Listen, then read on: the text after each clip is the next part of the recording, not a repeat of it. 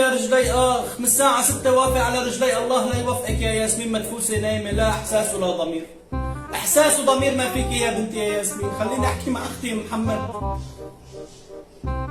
ياسمين لك قومي وليه؟ قومي اعملي لي فنجان قهوة لبين ما أحكي مع خالتك محمد. ألو، الله يسعد لي صباحك يا محمد، كيفك؟ لك خير؟ طمنيني عنك، كيف الصحة؟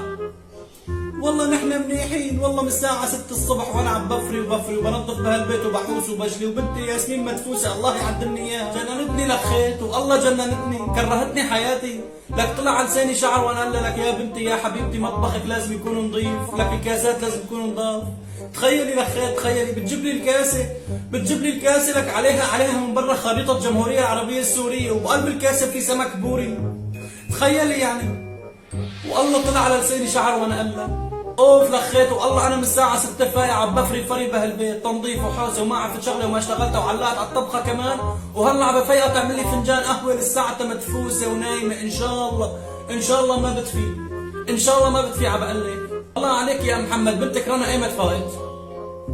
7:30، شايفة؟ لك ان شاء الله تكون بنتك رنا هي بنتي، وبنتي ياسمين عندك وتربي لي اياها، ليكي خيط والله فار الدم جواتي، ليكي سكري هلا برجع بحكي معك، تمام؟ بدي اقوم اعمل لها ضبط مصنع ولا عن ابوها لهالبنت الكلاب اللي مقضيت لي اياها نوم، خلص بدي اقوم اعمل لها ضبط مصنع وسوفت وير، باي باي خيط، باي.